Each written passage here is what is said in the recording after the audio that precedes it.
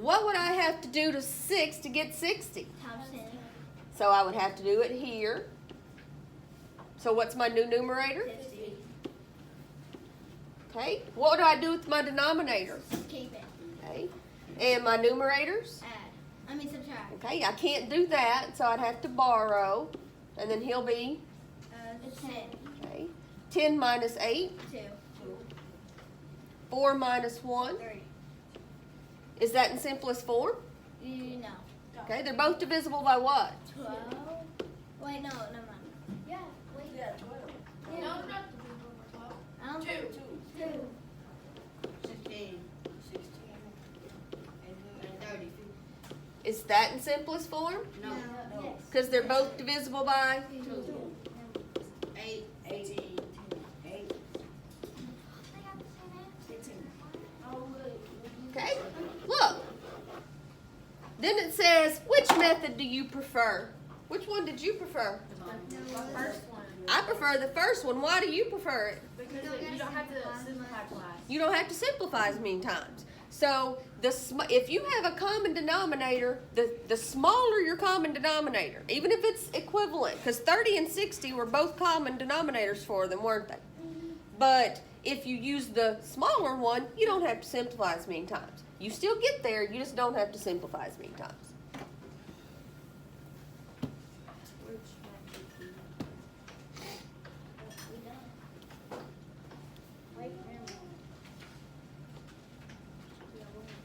All right, we're adding. The only difference in these on this page is your denominators are a little larger. If I have no clue what a common denominator is for these two, what can I do to get one? I can multiply them, okay? 13 times 8, 8 times 3, 24. okay? Carry the 2, 8 times 1, 8. plus the 2 we carried, 10. 10. okay? So we know that 104 will be a common denominator. What would I have to do to 13 to get 104? 3. No, yeah, Multiply it times 8, so I have to do it here too. 32. 32. What would I have to do to 8 to get 104? 13. Multiply it times 13. So I do that here too. And if you don't know, go over to the side and do it. 7 times 3. 7 times 3 is 7 plus 8, 9. All right, what are we going to do with that denominator? We're going to keep it. And then what are we going to do with the numerator? Add. 8. 1 plus 2. 3. 9 plus 3. 12. 12. Okay. What kind of fraction is that? Improper. Improper. I need to turn it into a mixed. How many whole times will 104 go into 123? How many are going to be left over? 19. If you're not sure, go check it. I'm going to have to borrow. 13 minus 4. 9. 1 minus 0. Oh, 104. At least I was close. I said 20. Okay, so just because you have large denominators and you don't know one, just go multiply. You'll get there.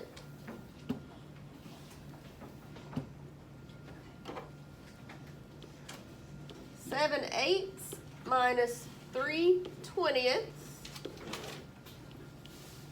What's a common denominator of 20 and 8? 20. Nope, 8 won't go into 20. You have to, Think about those multiplication 40. facts for a minute. 40. All right. Oh, yeah. What would I have to do to 20 to get 40? times 2. Yeah, 3 times 2 is So my new numerators. 6. What would I have to do to 8 to get 40? Times 5. Okay. 7 times 5 is 35. What am I going to do with my denominator? Keep it. And my numerators? Subtract. Okay. 29. Because we'd have to borrow. Is that simplest form? No. Wait. I mean, yes. Yes. Yes, because 29 is a prime number. Or it's It being odd doesn't have anything to do with being able to simplify it, though. It is an odd number, you're right. But now I'm All right, here are the lengths of some pieces of ribbon measured in inches, and it wants us to make a line plot.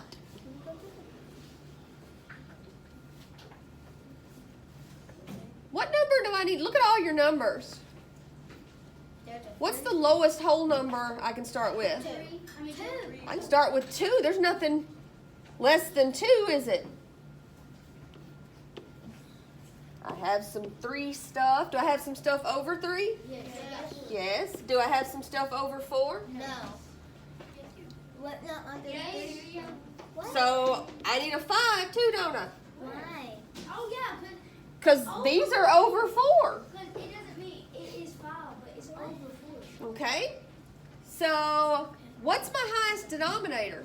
5. 8. So it's easiest to make my line plot in eighths. Now to get started, it's easy to do the big whole ones and then do 1, 2, 3, 1, 2, 3, 1, 2, 3. Because that divides each one in what?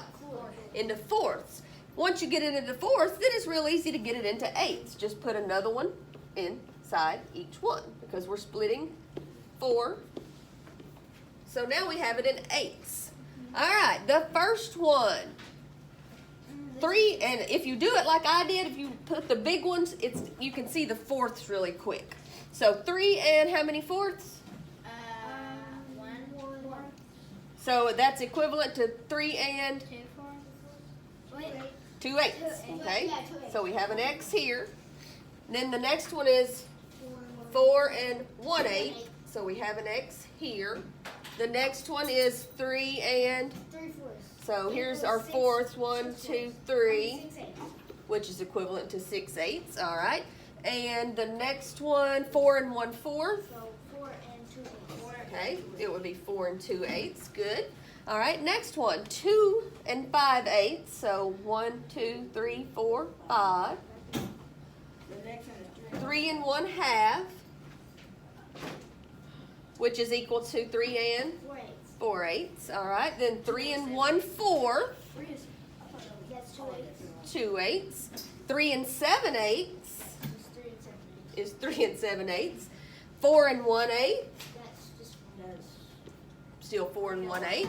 3 and 1/2, 3 and 4 eighths. 3 and 4 eighths. Good. 2 and 7 eighths, Yes, 2 and 7 eighths. 4 and 1 eighth. 4 and 1/8 is still just 4 and 1/8.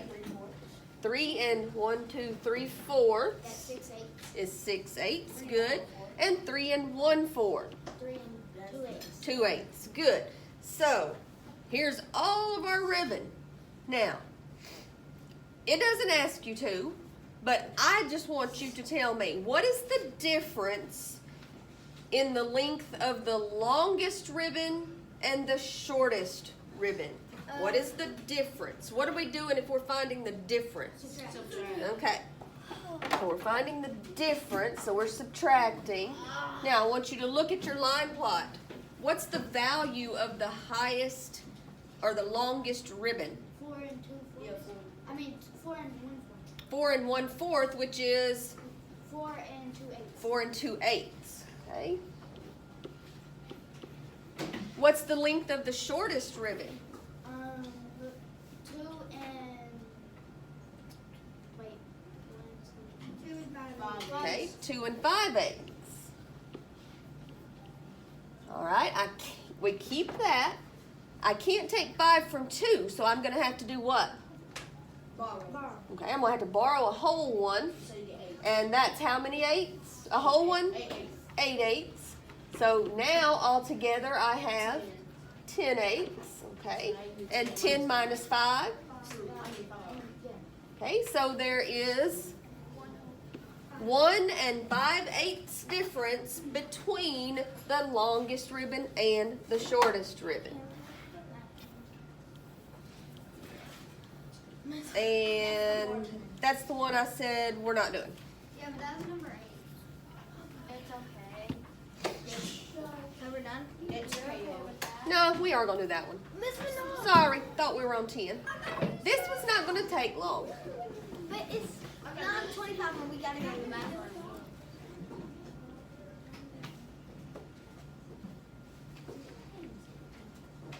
There are 15 seedlings altogether. This is going to be the last one. There's 15 seedlings altogether. The tallest seed is 2 1/8 taller than the shortest seedling. There are 3 seedlings of the shortest height. So, how many do we already have up there? 13. Okay, so how many more do we need? 2. 2. And it tells us the tallest one is 2 1/8 taller than the shortest. How tall is the shortest one?